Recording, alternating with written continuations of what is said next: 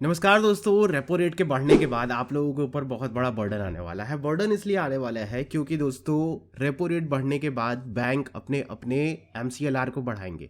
MCLR बढ़ेगा तो definitely आप लोगों का जो भी लोन चल रहा है, चाहे वो होम लोन हो, कार लोन हो, पर्सनल लोन हो, वो सभी लोन्स की ईएमआई बढ़ने वाली है। यानी कि एक्स्ट्रा ईएमआई बर्डन आपके ऊपर आने वाला है।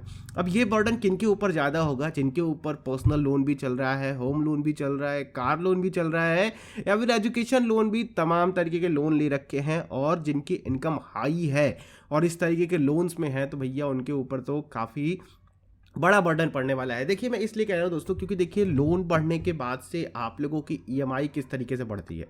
जैसे कि मान लीजिए कि 20 लाख रुपए का आपका लोन चल रहा है और मान लीजिए 21,000 रुपये आपका मंथली ईएमआई जा रही है, ठीक है, 8% के रेट पे। अब जो आरबीआई ने अपना रेपो रेट 35 बेसिक पॉइंट बढ़ाया है, तो कम से कम आप लोगों के 0.35% लोन तो बढ़ेंगे ही, उनके रेट तो बढ़ेंगे ही।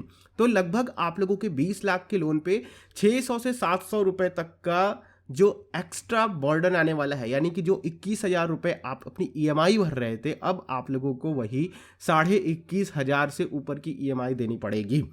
दोस्तों, ध्यान रखने वाली बात यह है कि आप लोग अपने आप को किस तरीके से सिक्योर्ड रखें जिससे कि आप लोगों के ऊपर ये ईएमआई बर्डन आपको परेशान ना कर सके। सबसे पहला चीज कर सकते हैं कि आप अपने लोन को ट्रांसफर कर सकते हैं। कई लोग ऐसे हैं दोस्तों जो एनबीएफसीज में या फिर हाउसिंग कंपनीज से अपना लोन लेकर के बैठे होते हैं, तो वो 10-10, 11-11%, 12-12% तक भी आप लोगों को रेट देते हैं, क्योंकि आप लोगों को उस समय जमीन खरीदनी होती है, घर खरीदना होता है, तो आप लोगों को लगता है कि हमें हमारे हाथ से ये प्रॉपर्टी जानी नहीं चाहिए, मुझे ये लोन ले लेना चाहिए।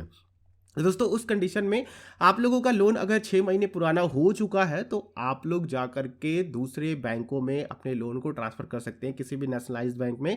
अगर आपने उस समय अप्लाई किया था और बैंक उस समय नहीं माना, तो अब आप लोगों का वो लोन ट्रांसफर ले सकता है। आप लोगों के डॉक्यूमेंट्स को, आप लोगों के सिविल स्कोर्स को देख करके, अगर आप लोगों का 2 साल का ही आईटीआर है और उस एनबीएफसी ने या फिर उस हाउसिंग कंपनीज ने या फिर उस पर्टिकुलर बैंक ने जो आप लोगों को लोन प्रोवाइड किया है वो दे दिया है और आपने किसी तरह का डिफॉल्ट नहीं किया है, टाइम टू टाइम उस लोन को चुकाया है, तो डेफिनेटली बैंक आप लोगों को वो लोन दे देगा।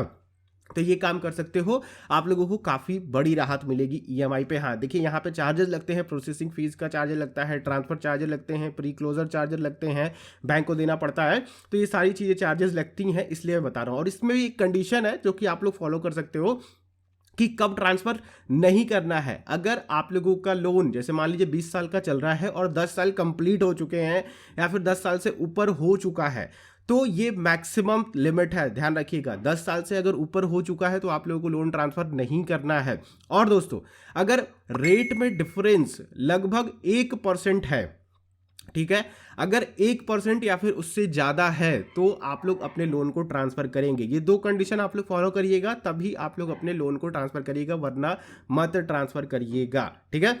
अगली चीज़ दोस्तों कि आप अपने बजट को क्रिएट करें। कई लोगों को इस पर फ़र्क नहीं पड़ेगा, 500-600 रुपये या फिर 1000, 2000, 10,000 रुपये, जिस भी तरीके का लोन अमाउंट होगा उस तरीके से आप लोगों का रेट भी बढ़ेगा।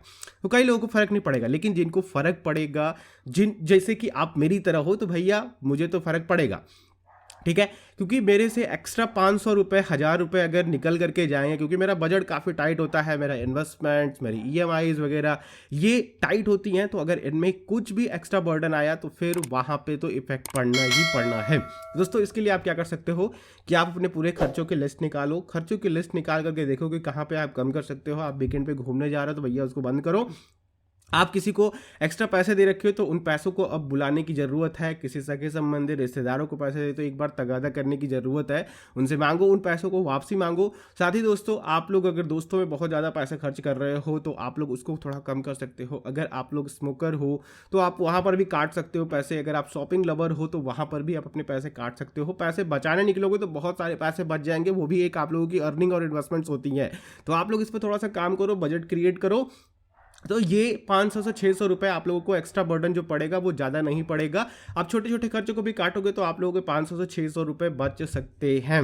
अगली चीज़ दोस्तों कि आप लोग अपना लोन के साथ एक कोई भी इन्वेस्टमेंट स्टार्ट कर लो केवल उस लोन के लिए, ठीक है। आप लोगों को मैं इंश्योरेंस कराने के लिए नहीं बोल रहा हूँ, आप लोगों को बहुत सारे बैंक्स इंश्योरेंस भी प्रोवाइड कराते हैं, होम लोन इंश्योरेंस ले लो वगैरह वगैरह, मैं उसकी बात नहीं कर रहा हूँ, मैं बात कर रहा हूँ आप लोगों के प्रॉपर इन्वेस्टमेंट्स की। तो 500 भी हो, 100 रुपये भी हो, उसे एसआईपी के थ्रू डालो, या फिर कोई ऐसे डिविडेंड स्टॉक में या फिर ग्रोथ स्टॉक में डालो, धीरे धीरे डालते रहो, और उन पैसों को उसके साथ डालते रहोगे तो आप लोगों को काफ़ी बड़ा फायदा होगा। इंटरेस्ट आप अपने होम लोन के इंटरेस्ट को फ्री कर सकते हो। तो आप लोगों का जो भी इन्वेस्टमेंट होगा, अगर वो 12% के रेट से अच्छा खासा कमाता है 5 से 10 सालों में, तो आप लोगों को काफ़ी अच्छा खासा रिटर्न आएगा, और उसको आप लोग यूज़ करके अपने लोन को भी चुका सकते हो, तो आप लोगों का लोन भी यहाँ पर जल्दी चुक जाएगा। और दूसरा स्कीम है कि आप लोग अपना एक इमरजेंसी फंड भी क्रिएट करके रखो। इमरजेंसी फंड दोस्तों कई बार होता है कि हम सोचते हैं कि हम ज़्यादा से ज़्यादा अमाउंट लोन में डालेंगे, वो होता है ना कि हमारे पास बोनसेस आए तो हमने उठा करके लोन में डाल दिया, अपने लोन अकाउंट में डाल दिया, तो इससे होता क्या है दोस्तों कि जो हमारा मूलधन होता है वो चुकता जाता है। अब चुकता जाता है दोस्तों, तो होता क्या है कि जो हमारा इंटरेस्ट पेमेंट होता है वो कम होता जाता है, ठीक है। जैसे कि आप लोग जो 20 लाख पे पे कर रहे थे, अगर आपने 50,000 डाल दिया तो अब 19.5 लाख पे करोगे रेट, तो उस रेट पे आप लोगों का जो ईएमआईज होती है वो धीरे धीरे कम होती है, और आप लोगों का लोन भी जल्दी चुक जाता है। तो ये तरीका भी अपना सकते हो, और इससे लोन आप लोगों का जल्दी चुकेगा। फिर बाद में आरबीआई कितना भी बढ़ाए कितना भी घटाए, आप लोगों के ऊपर फर्क नहीं पड़ने वाला है, अगर आप लोगों का होम लोन चल रहा है, पर्सनल या फिर कार लोन चल रहा है। तो ये कुछ चीज़ें हैं दोस्तों जिनको आप लोग ध्यान में रखोगे, और अपने होम लोन की ईएमआई का जो बर्डन है उसको जल्दी खत्म भी कर सकते हो। साथ ही इसका ये भी ध्यान रख सकते हो कि भैया हम किस तरीके से अपने आप को फाइनेंशियली सिक्योर्ड रखें, जैसे किसी भी तरह की मुसीबत आए तो हम उसको आराम से पार कर लें। वीडियो अच्छी लगी दोस्तों तो लाइक जरूर कीजिएगा, दूसरों के साथ शेयर कीजिएगा। और इस मास्क का रीज़न ये है दोस्तों कि दांतों की सर्जरी हुई है, इसलिए तो मुझे ये मास्क लगाना पड़ा। तो चैनल को सब्सक्राइब कर लीजिएगा, और बेल आइकन को जरूर क्लिक करेंगे तो वीडियोस की नोटिफिकेशन आ सकेंगी। बाकी हम लोग नेक्स्ट वीडियो मिलते हैं, आप लोगों का दिन शुभ हो। और हाँ, नीचे वीडियो को डिस्क्रिप्शन में डीमेट अकाउंट्स की लिंक है जो मैं पर्सनली यूज़ करता हूँ, तो वहाँ पर जाकर के आप लोग अपने डीमेट अकाउंट खोलिए, थोड़ी मेरी भी हेल्प हो जाएगी। चलिए नेक्स्ट वीडियो मिलते हैं, आप लोगों का दिन शुभ हो। जय हिंद।